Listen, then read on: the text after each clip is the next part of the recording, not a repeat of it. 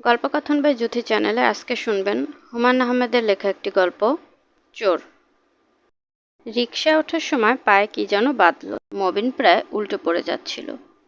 নিজেকে সামলে নিয়ে দেখে পায়ের কাছে মেয়েদের একটা বাহারি হ্যান্ডব্যাগ। অষ্টম আশ্চর্যের কাছাকাছি ঘটনা। ঢাকা শহরের রাস্তায় এমন সুন্দর একটা হ্যান্ডব্যাগ পড়ে থাকবে আর কেউ কুড়িয়ে নেবে না, তা হয় না। হাত থেকেই টেনে ব্যাগ নিয়ে যায়, আর এটা তো পড়ে আছে রাস্তায়। মবিন নিচু হয়ে ব্যাগ হাতে নিল। বেশ ভারী ব্যাগ। ঈদের বাজার শুরু হয়েছে। মেয়েরা এখন ব্যাগ ভর্তি টাকা নিয়ে বের হয়। হাইজ্যাকারের ভয়ে গায়ের গয়নাটনাও খুলে রাখে ব্যাগে। ভারী হওয়াই স্বাভাবিক। মবিন ভঙ্গিতে রিকশায় উঠে বসল। নিজেকে খানিকটা চোর চোর লাগছে। মনে হচ্ছে এই বুঝি তীক্ষ্ণ মেয়েলি গলায় কেউ একজন চেঁচিয়ে বলবে, আপনি আমার ব্যাগ নিয়ে কোথায় যাচ্ছেন? কেউ কিছু বলল না। যার জিনিস সে কি দূর থেকে ব্যাপারটা লক্ষ্য করছে? অবাক হয়ে দেখছে নিতান্ত ভদ্র চেহারার একটা ছেলে ব্যাগ নিয়ে রিকশা করে পালিয়ে যাবার চেষ্টা করছে। সে বিস্ময়ে হতভম্ব হয়েছে বলে কিছুই বলতে পারছে না। হতভম্ব ভাবটা কাটলেই চোর চোর বলে চেঁচিয়ে উঠবে। মেয়েদের ভীত গলার চিৎকার সাইরেনের চেয়েও ভয়াবহ। নিমেষের মধ্যেই লোকে লোকারণ্য হয়ে যাবে। সন্ধ্যা। সন্ধ্যা হচ্ছে অস্থির ধরনের সময়। এই সময় লোকজন এক ধরনের অস্থিরতার ভেতর থাকে। চারপাশে তেমন করে দেখে না। মবিন মোটামুটি নিশ্চিত হলো যার ব্যাগ সে আশেপাশে নেই। থাকলে এতক্ষণে চেঁচিয়ে উঠত। চুপচাপ অপেক্ষা করার মতো ধৈর্য কোনো মেয়েরই নেই। মবিনের ধারণা শুধু শিশু পালনের ক্ষেত্রেই মেয়েরা ধৈর্যশীলা, অন্য কোনো ক্ষেত্রে নয়। রিকশাওয়ালা বললেন, যাইবেন কই? মবিন ঠিক মনে করতে পারল না কোথায় যাওয়ার জন্য রিকশায় উঠেছে। মনে হচ্ছে টেনশনে তার ব্রেন শর্ট সার্কিট হয়েছে। সে বলল, সামনে চলো, সামনে। রিকশার সামনে এগোচ্ছে না, চেন পড়ে গেছে। রিকশাওয়ালা চেন নিয়ে খটখট করছে। তাড়াতাড়ি এখান থেকে সরে পড়া উচিত। সরে পড়া যাচ্ছে না। একটা সামান্য চেন ঠিক করতে রিকশাওয়ালা দেখি বুড়ো হয়ে যাচ্ছে। মবিন আশেপাশে তাকালো। তার মূল উদ্দেশ্য হচ্ছে কেউ তাকে অস্বাভাবিক চোখে দেখছে কিনা তা লক্ষ্য করা। সবার চোখেই তার কাছে অস্বাভাবিক লাগছে। মবিনের তীব্র ইচ্ছে করছে রিকশা থেকে নেমে লম্বা লম্বা পা ফেলে, যাকে বলে ক্রাইম স্পট থেকে পগার পার। মবিন রাগে গলায় বলল, রিকশার কি হয়েছে? চেন স্লিপ কাটছে। স্লিপ কাটলে স্লিপ ঠিক করো। করতাছি। যে সময় নিচ্ছ এই সময় তো একটা প্রমাণ সাইজের চেন বানিয়ে ফেলা যায়। বানাইতে পারলে বানান। অন্য সময় হলে ফাজলামি ধরনের কথা বলার কারণে রিকশাওয়ালাকে কঠিন ধমক দিতে হতো। আজ মবিন ধমক দিতে পারল না। অপরিচিত একজনকে ধমক দিতে হলে রাগের একটা বিশেষ মাত্রা পর্যন্ত উঠতে হয়। রাগ সেই মাত্রায় উঠছে না। চোররা সহজে রাগ করতে পারে না। চোর টাইপের সব লোকই এই কারণে বিনয়ী। অত্যন্ত অপমানসূচক কথা শুনলেও তারা দাঁত কেলিয়ে হাসবে। ভাবটা এরকম যেন অপমানটা সে ধরতে পারছে না। রিকশার চেন ঠিক হয়েছে। রিকশা চলতে শুরু করেছে। এখনো কেউ চোর চোর বলে চেঁচাচ্ছে না। আশ্চর্য ব্যাপার তো। মবিন কপালে হাত দিয়ে দেখল তার কপাল ঘামছে। রিকশা যতই এগুচ্ছে ততই শরীর হালকা লাগছে। ফুরফুরে ভাব চলে আসছে। বৈশাখ মাসের দারুণ গরমের পর হঠাৎ যেন দক্ষিণ দিক থেকে খানিকটা হাওয়া চলে এসেছে। এই ব্যাপারটা নিশ্চয়ই হাইজ্যাকারদেরও হয়। তাদের আরও বেশি হওয়ার কথা। হাইজ্যাকিংয়ের সময় ওদের টেনশন নিশ্চয়ই মবিনের টেনশনের চেয়ে অনেক বেশি থাকে। টেনশন মুক্তির আনন্দ সেই কারণে বেশি হওয়ার কথা। ট্রাফিক সিগন্যালে রিকশা থেমেছে। রাস্তার মোড় বলে বেশি আলো। ট্রাফিক পুলিশের পাশে একজন সার্জেন্টকে বিরস মুখে দাঁড়িয়ে থাকতে দেখা যাচ্ছে। মবিনের বুকের ভেতর কোনো এক জায়গায় শিরশির করে উঠল। পুলিশ দেখার কারণে বোধহয়। তার কোলে ভ্যানিটি ব্যাগ চকচক করছে। চাদর গায়ে থাকলে ভালো হতো। চাদরের নিচে ব্যাগ লুকিয়ে ফেলা যেত। লাল বাতি নিভে গিয়ে সবুজ বাতি জ্বলছে। রিকশাওয়ালা তবু রিকশা টানছে না। মবিন বলল, দাঁড়িয়ে আছো কেন, চলো। রিকশাওয়ালা বলল, যাইবেন কই?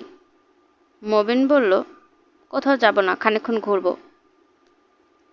রিকশাওয়ালা ঘাড় ঘুরিয়ে তাকালো।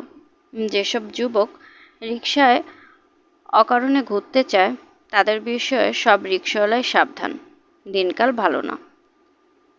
সব গাড়ি রিকশা চলছে আর তারটা দাঁড়িয়ে আছে, অস্বস্তিকর অবস্থা। ট্রাফিক পুলিশ তাকিয়ে আছে তাদের দিকে।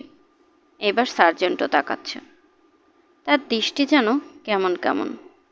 মবিন রিকশাওয়ালাকে বলল, কি হলো? রিকশাওয়ালা নির্বিকার গলায় বলল, চেন স্লিপ কাটছে। মনে হচ্ছে চেন স্লিপ কাটায় সে আনন্দিত। পুলিশ সার্জেন্ট এগিয়ে আসছে তাদের দিকে। সে কি মবিনের দিকে তাকিয়ে সন্দেহজনক ভঙ্গিতে বলবে, আপনার হাতে মেয়েদের ব্যাগ কেন? বলার কোনো কারণ নেই। পুরুষের হাতে মেয়েদের ব্যাগ থাকা নিষিদ্ধ কিছু না, থাকতে পারে। সে যদি মেয়েদের মতো ব্যাগ কাঁধে ঝুলিয়ে বসে থাকতো তাহলে চোখে পড়ার মতো ব্যাপার হতো। পুরুষ মানুষ ভাঁজ করা শাড়ি হাতে নিয়ে যেতে পারে, কিন্তু শাড়ি পরে যেতে পারে না। সার্জেন্ট এসেই রিকশাওয়ালার গালে ওজনদার এক চর বসিয়ে দিয়ে বলল, হারামি, চেন ফেলানোর জায়গা পাও না, রিকশা নিয়ে দূরে যাও। সার্জেন্ট তারপর যে কাণ্ডটি করল তার জন্য মবিন ঠিক প্রস্তুত ছিল না। সার্জেন্ট রিকশার পেছন দিয়ে আচমকা একটা ধাক্কা দিল। মবিন প্রায় হুড়মি খেয়ে পড়তে গিয়ে নিজেকে সামলে নিল।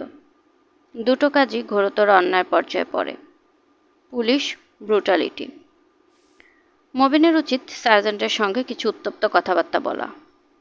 পুলিশের সঙ্গে কথা কাটাকাটি করলে মানবিক দিক দিয়ে তৃপ্তি পাওয়া যায়, মনে হয় একটা সৎ কাজ করা হয়েছে। মবিন সেরকম কিছুই করল না, বরং সার্জেন্টের দিকে তাকিয়ে এমন ভঙ্গিতে হাসল যার অর্থ, স্যার, খুব ভালো করেছেন। ঢাকা শহরটা রিকশাওয়ালারা নষ্ট করে ফেলেছে, বেটাদের আরও চড় দেন। এক চড়ে ওর শিক্ষা হবে না, গোটা পাঁচেক চড় দরকার। মবিনের রিকশা রাস্তার পাশে দাঁড়িয়ে। রিকশাওয়ালা গেছে ইটের সন্ধানে। ইট দিয়ে বাড়ি না দিলে নাকি চেন ঠিক হবে না। মবিন অস্বস্তি নিয়ে বসে আছে, কারণ সার্জেন্ট কাছেই দাঁড়িয়ে। কয়েকবার দেখল মবিনকে, সরু চোখে দেখা। তার মনে কি কোনো রকম সন্দেহ দেখা দিয়েছে? মবিনের চেহারায় কি চোর চোর ছাপ স্পষ্ট হয়ে উঠেছে, যে ছাপ শুধু পুলিশের পক্ষেই বোঝা সম্ভব? সাপের হাঁচি বেঁধে চেনে। ঈদের বাজারে প্রচুর ছিনতাইয়ের ঘটনা ঘটছে। তার হাতে মেয়েদের ব্যাগ দেখে পুলিশের সন্দেহ হওয়া স্বাভাবিক যে সে ব্যাগ ছিনতাই করে রিকশা নিয়ে পালাচ্ছে। সার্জেন্ট যদি কাছে এসে জিজ্ঞেস করে, আপনার হাতে ব্যাগটা কার, তাহলে সে কি বলবে? এমন তো হতে পারে যে ব্যাগে প্রচুর টাকা পয়সা, গয়না টয়না ছিল। যার ব্যাগ, সে ব্যাগের বর্ণনা দিয়ে থানায় ডায়েরি করিয়েছে। ওয়াকিটকির মাধ্যমে সে খবর সব পুলিশ সার্জেন্টের কাছে চলে গিয়েছে। বাংলাদেশের পুলিশ বড় চোর ধরতে পারে না, ছোট চোর চট করে ধরে ফেলে। তাছাড়া মবিন আয়নায় নিজেকে না দেখেই পরিষ্কার বুঝতে পারছে তার চেহারা একটা কাচুমাচু ভাব চলে এসেছে। মাসখানেক আগে এরকম একটা ব্যাপার হলো। দুপুরবেলা তার ঘরে কয়েক বন্ধু মিলে অনেকক্ষণ আড্ডা দিল। বন্ধুর মধ্যে ছিল রশিদ, বিরাট মালদার। বাপের কন্ট্রাক্টারিতে নেমে ভালো পয়সা কামাচ্ছে। 2.5 মাসের গর্ভবতী মেয়েদের মতো পেটমোটা মানিব্যাগ পকেটে নিয়ে সে ঘোরে। কৃপণের হাড্ডি, একটা পয়সাও বের করে না। বন্ধুরা চলে যাবার পর বিশ্বে আনন্দ নিয়ে মবিন দেখল রশিদের গর্ভবতী মানিব্যাগ মেঝেতে পড়ে আছে। সে ইচ্ছে করলেই রাস্তা থেকে ডাক দিয়ে রশিদকে নিয়ে আসতে পারত, তা করল না। মানিব্যাগ খুলে ভেতরটা দেখল। কাগজপত্রে ঠাসা, আসল জিনিস তেমন নেই। 4টা 500 টাকার নোট, একটা 100 টাকার নোট, 3টা অতি ময়লা 2 টাকার নোট। মবিন মানিব্যাগটা তোশকের নিচে ঠেলে দিল। তার প্রায় ঘণ্টাখানিক পর রশিদ এসে উপস্থিত, চোখমুখ শুকনো। দোস্ত, তোর এখানে মানিব্যাগ ফেলে গেছি। মবিন অবাক হওয়ার ভঙ্গি করে বলল, কই না তো। মবিনের চেহারা তখন নিশ্চয়ই কাচুমাচু ভাব কিংবা চোর ভাব ছিল, কারণ রশিদ বলল, দোস্ত, টাকা পয়সা কোনো ব্যাপার না, জরুরি কিছু কাগজপত্র ছিল। অত্যন্ত অপমানসূচক কথা। প্রকারান্তরে বলে দেওয়া, টাকাগুলো রেখে মানিব্যাগটা ফেরত দাও।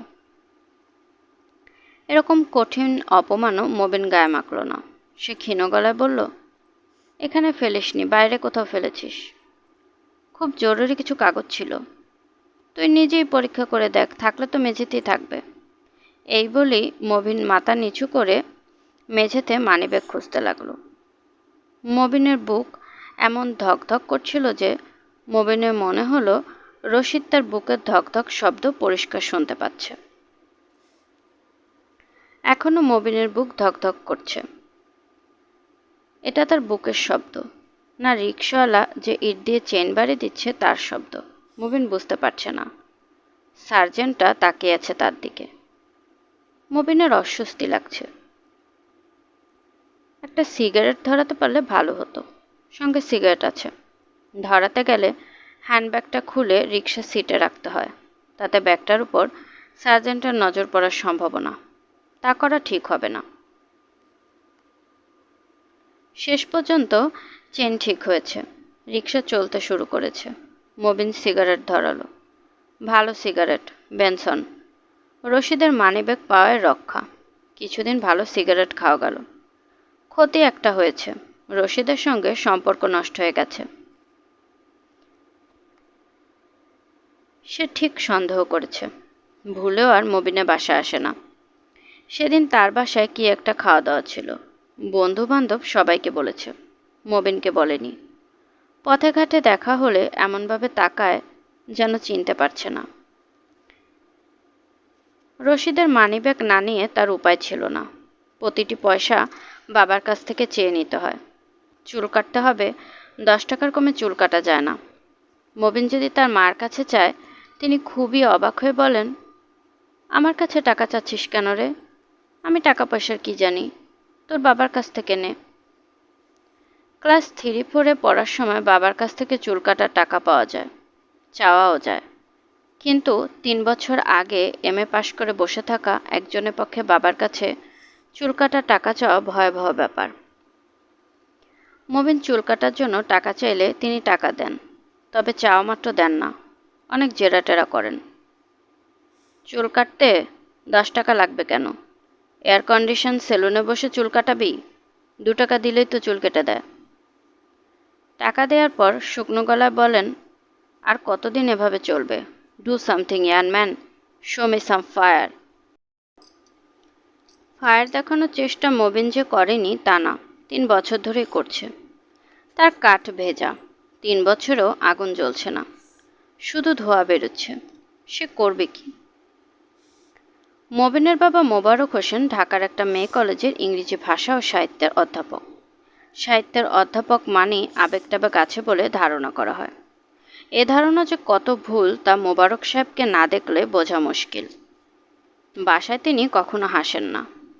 পরিবারের সবার সঙ্গে যে ব্যবহার করেন তা শুধু ইংরেজি ভাষা ও সাহিত্য কেন, যে কোনো বিষয়ের অধ্যাপকের জন্যে মানানসই নয়। তরকারিতে তেল বেশি হয়ে গেলে স্ত্রীকে ডেকে শান্ত গলায় বলেন, 1 মাসের তেল একদিনে খরচ করার জন্য কেনা হয়নি। তোমার হাতে তেল মশলা বেশি খরচ হয়, কথা আমি এ পর্যন্ত 1,00,000 বার বলেছি, আর বলবো না।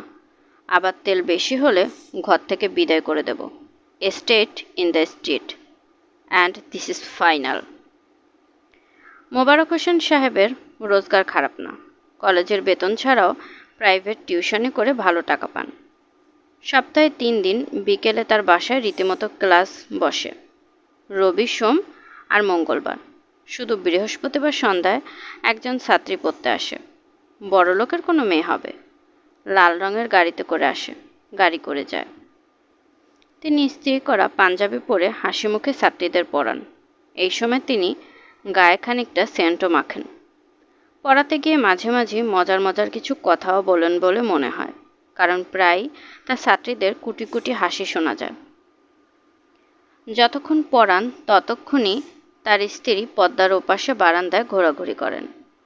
স্বামীর হাসির কথায় ছাত্রীরা হাসে। তিনি হন বিস্মিত।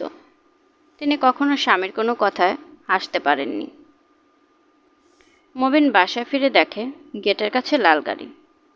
বসার ঘরে আলো জ্বলছে, তার মানে আজ বৃহস্পতিবার।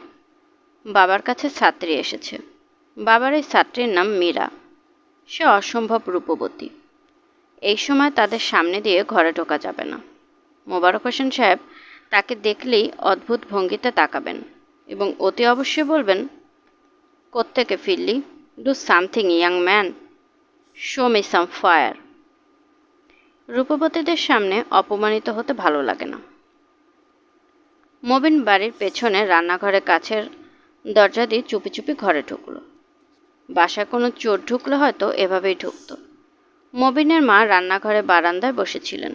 তাকে পাশ কাটিয়ে মবিন নিজের ঘরে চলে গেল। একজন কেউ যে ঘরে ঢুকেছে মবিনের মা বুঝতেও পারলেন না। মবিনের ঘর বসার ঘরের পাশে। সে বাতি জ্বালালো না। বাতি জ্বালালেই উপস্থিত জানান দেওয়া হবে। দরকার কি? মেয়েদের বাহারি হ্যান্ডব্যাগটা সে খাটের নিচে লুকিয়ে ফেলল। ভেতরে কি আছে তা এখনই দেখার দরকার নেই। একসময় দেখলেই হবে। কিছু না কিছু তো থাকবেই।